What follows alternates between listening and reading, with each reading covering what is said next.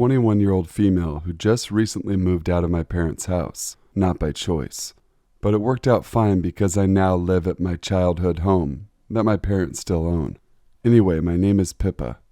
So I'm at home in my living room minding my own when my dogs Brutus, who's a white boxer, and Caesar, who's a tan pit boxer, started barking and lunging at the front door. I'm currently watching the Exorcist TV show, so I'm already a little jumpy. Anyway, my dogs are lunging and growling at the door. I yell at them to shut up, but I realize that they usually do not act this way. I wait to see if someone knocks. Nothing happens. So I open the window and look out. Oh, and by the way, it's late evening, around 6:30 p.m. I see this man just standing on my porch at the bottom of the steps, watching my dogs. My dogs are now jumping and attempting to get out, so I start watching him. He just stands there, not moving or anything, like a creepy-ass statue. He starts giggling to himself. He didn't mention dogs, big dogs. His giggling became a deep rumbling laugh. My heart started pounding, attempting to leap through my living room window. No dogs. He didn't say he had dogs. The man began hitting himself on the head, muttering to himself. He walked in a circle, slapping his face. "Samson, get your big ass in here." I yell over my shoulder at my boyfriend. Unfortunately, I didn't whisper low enough because the creeper stopped moving and once again was stock still like a statue. Slowly, he lifted his head. I sucked in a deep breath. My eyes locked on him.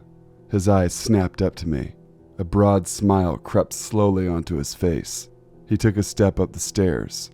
My dogs again went berserk. "Shut them up," Samson yelled from the back of the house. I opened my mouth to answer back, but I was paralyzed with fear. Who is this man on my fucking porch? "Let me touch you," the creeper man says, reaching out his hand. Shaking myself out of fear, I spoke up. He looked back at my front door. I mentally thanked God I watched so much Criminal Minds to know to lock all my doors. Getting some kind of courage, I spoke. "What the hell do you want?" I asked him, and he glances up and says, "I didn't know." "Well, he didn't tell me you had dogs." "What?" I asked, confused and creeped out. Who's he and what didn't he tell you? My boyfriend must have heard me and walked into the living room asking me who I was talking to. He peers his head out the window next to mine. My boyfriend Samson just returned home from 2 years in Japan. He's a Marine. The creepy guy cocked his head and leaving his smiling face. "I wasn't aware you had company." "He told me you lived alone." Then abruptly he turns and walks off. I slowly sink back onto my couch. I looked at Samson, confused as hell. "Well, at least it wasn't a clown," my boyfriend says and walks back to the bedroom. I remember a few days back a younger guy came to my door asking about lawn care. He made a comment about me living in a house that was so big for just one person. That was a few days back, and Samson hadn't been on leave yet. Also, the other creeper and the new creeper had the same shirt, but the lawn care logo on each of their shirts were on different sides. "Babe, shut up and get our guns," I called, following Samson to our room. "So, stranger at my door, you don't want to meet us again." Number 2. I'm a stay-at-home mom, and a few days ago I took a walk with my 10-month-old baby and my ferocious-looking German Shepherd. I live in a suburban neighborhood, nice, safe, fairly upscale, with lots of shaded wooded streets, some with water access. It's very quiet in the neighborhood during the day, which makes sense given most people are at work. So I'm walking, enjoying the beautiful weather, and a car slowly passes me. It's an old, probably late 80s, early 90s. I'm shit at identifying cars. Looks like a blue station wagon. I wave and smile, as I do with any car that passes, assuming they live in the neighborhood. He had a Jesus Saves sticker on his back window. Ironic, given the creep factor of the whole encounter. I keep walking, and about 2 blocks up I see the same car now, parked facing me. So he has flipped direction in a very short distance, and is now on the wrong side of the road, in a narrow section of the road. The man is out of his car and either unloading or moving things around in his trunk. I couldn't tell. He is parked beside an area with water access, one of the only public to residents the neighborhood access points. At this point, I'm leery but not exactly scared. It's clear he doesn't live in the neighborhood, but I have no idea what he's doing. Perhaps he's illegally dumping something in the water. Still, as a woman and a mom, I want no part of walking next to him. I pretend to look at the water, then flip around. About a minute or two later, I hear a car behind me and turn, and I see him getting ready to pass me, somewhat slowly. I again wave politely and keep walking.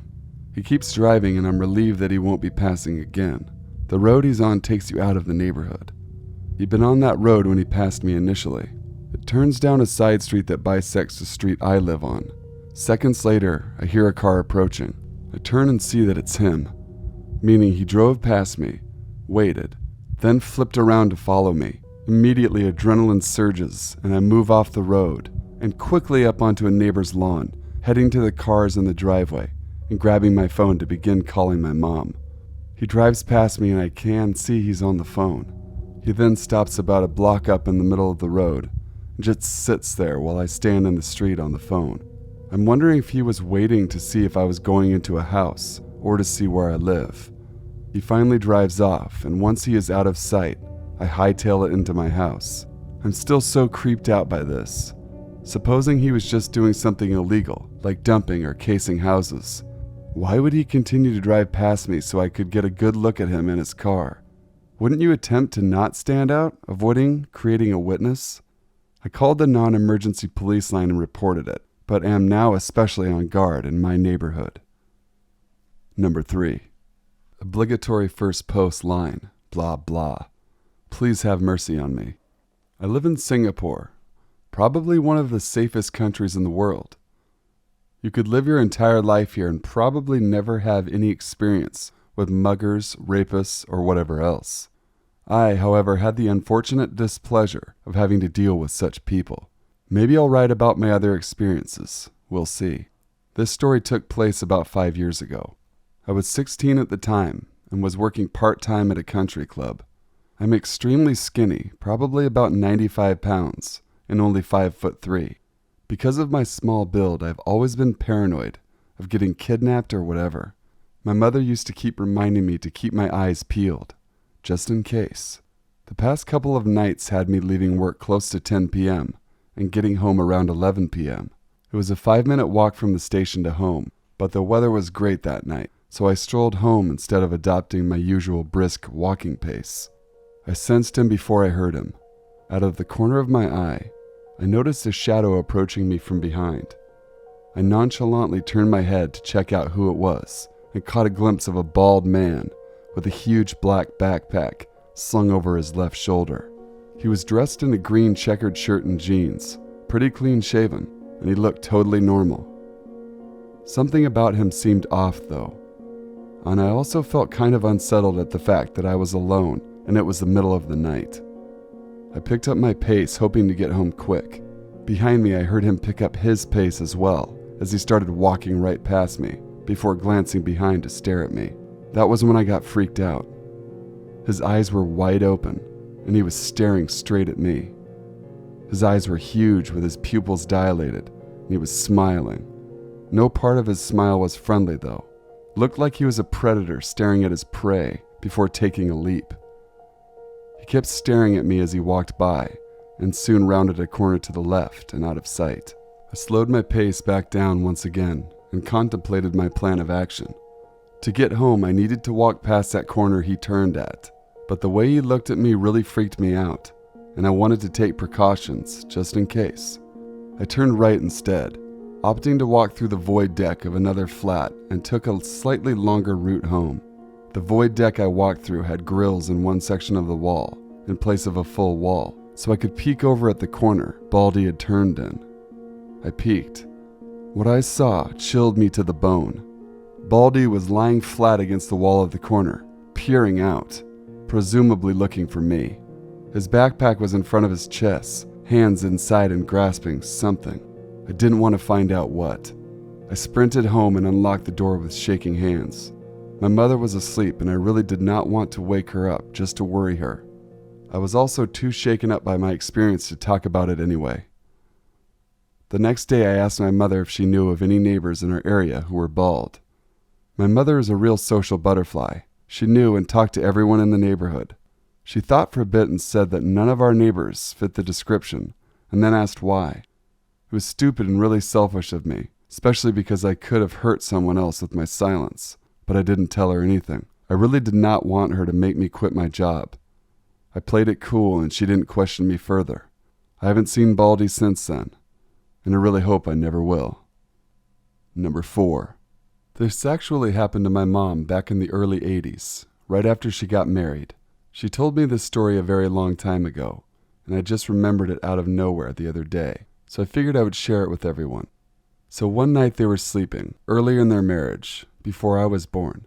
They left their window open as this was back in Fiji, and it's super hot there every night. So they were sleeping and my mom felt my dad's hand touching her face, like caressing it. She was half asleep and figured it was my dad touching her, but the caressing didn't stop, and it was getting kind of annoying to her. So she opened her eyes and was going to tell my dad to stop when she realized that my dad was sound asleep and facing the other way.